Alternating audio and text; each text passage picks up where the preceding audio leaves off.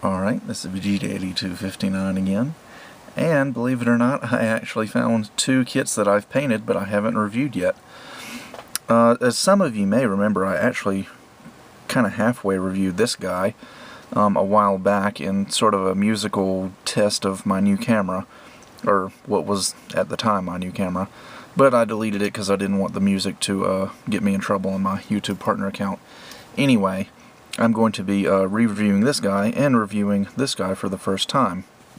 So these are the 1:144 scale Zaku 2 and Char Zaku 2 from the original Mobile Suit Gundam model kit line made back in 1980, so 31 years old now. And before I actually show you the kits in the review, let's just take a look at the boxes and their contents. Here they are. They're actually pretty small, and they retail for 300 yen each. That's how much they cost in 1980, and that's how much they still cost today. That's the good thing about Gunpla, is that the price doesn't increase over time like prices tend to do for action figures. Anyway, so you can see very retro Mobile Suit Gundam style box art. And when you open this up, you'll have just two runners of parts and an instruction manual, which is actually just one page. The front page has got some color shots of the kit painted on the runners, which is something Bandai did for Mobile Suit Gundam and Zeta Gundam kits and Double Zeta. I think they even did it for Char's Counterattack as well, but I pretty much stopped doing this back in the 90s. Then a front and back shot of the painted kit, and then on the bottom and the back we get assembly instructions. Do keep in mind that this is not a snap-together model kit. You actually have to glue this together. Let's see, Bandai didn't start doing snap-together model kits till Char's Counterattack, I believe. I know they're not snapped together in Zeta or Double Zeta Gundam, but honestly I don't have a Char's Counterattack kit, but I believe they were snapped together in Char's Counterattack. I may be wrong. Anyway, also, as you can tell from these two runners, the entire kit is going to be molded in one color. The mass production Zaku is going to be molded in this kind of strange shade of green. As you can see there, Bandai 1980. And basically just imagine this entire kit molded in that shade of green, and that's what you're going to get out of the box. Even the machine gun is going to be molded in green. So that's it for the Zaku 2 box. Take a quick look at Char Zaku 2. Basically the same thing. Char Zaku 2 is going to be molded entirely in this pink color, and the instruction manual is very similar. We get 3 shots, whereas the green Zaku only had 2. But other than that, the instructions are pretty much exactly the same. So, now on to the kits themselves. Alright, so I'm reviewing these two together, obviously because they're basically the exact same kit. On newer kits, Char Zaku will have a different backpack and it'll have more thrusters on the legs and things like that.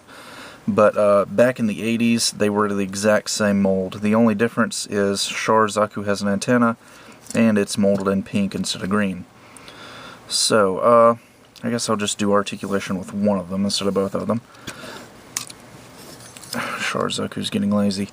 Anyway, the head will rotate about that far to each side. There's no articulation at all in the torso. The entire torso is just two halves that you snap together, with the exception of these energy cables on the sides here. The arms will rotate 360, and they'll come out about that far. The other arm doesn't come out quite as far, but if you move the shield out of the way, it'll come out just as far as the other one. The shield is simply on a peg, so it can rotate. You've got rotation below the shoulder. You've got about a 90-degree bend at the elbow, and the wrists can rotate And just like any other 80s action figure, you've got pretty much just a fist with a hole in it for the weapon.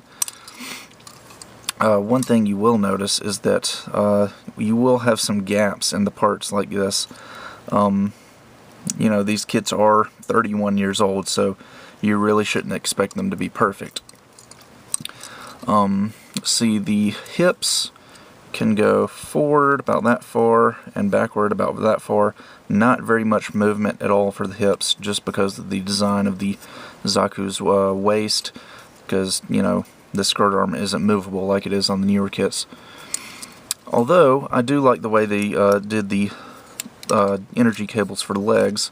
You can bend them, you get about a 90-degree bend out of the knee, but the cable bends, or doesn't bend, but it moves along with the knee, so there's no obstruction due to the energy cable down there. And unfortunately, the ankles are molded, that the foot and the lower leg is all one part, so the ankles don't move because it's all just one piece. So yeah, pretty primitive, as you would expect from a 31-year-old kit. And also you will get a Zaku Machine Gun. This is the only accessory you get with the kit. It's molded in 4 parts. You get this main body here. The ammo can, I guess, goes on the top. The sight is a separate piece, and then this tiny little handle right on the end is a separate piece as well. And it actually fits pretty nice and snug into the Zaku's hand. So, honestly, I think the machine gun is probably the best looking part of the kit. Although, if you do have an appreciation for the old school retro style, then this entire kit may look pretty good. Again, like I said, the Char Zaku is going to be pretty much the exact same in terms of articulation. The only difference is the color and the command antenna. So basically, for my final thoughts, these are actually pretty good kits for what they are, especially considering their age and their price. They do have a few problems. The joints tend to be kind of inconsistent. Some joints will be really, really tight, whereas some joints will be really, really loose, so just look out for that. Also, my only real complaint with these kits is the shoulder joint. This joint that goes up and down is fine, but the rotation joint is it's just designed not very well at all, in my opinion. And the joint inside the torso where the shoulder connects has a tendency to just come undone or break or fall off or whatever pretty easily. So actually what I did is I just kind of carved out a hole here and inserted a polycap that I had and just used that instead, and I think the rotation is a bit smoother and stronger because of that. Also, depending on how you attach these energy cables, if you use plastic cement, they should be fine, but if you use just like plain super glue, those might have a tendency to break off pretty easily. And again, like sometimes you'll have gaps on the parts. This Zaku's got a gap on his arm, where Char Zaku doesn't. It has kind of a gap on this arm though. But again, with a little bit of putty or plastic cement, you should be able to fix that. But overall, I really can't complain about them too much, seeing as how they were only 300 yen each. And if you go to a online shop that has a discount of some sort, they'll be even less than that. I mean, we're talking like $2 to $3 per kit. So not a very large investment at all. And in my opinion, it's definitely worth it just to have a piece of Gundam history. So I guess that about does it for this review, and I'll see you guys next time.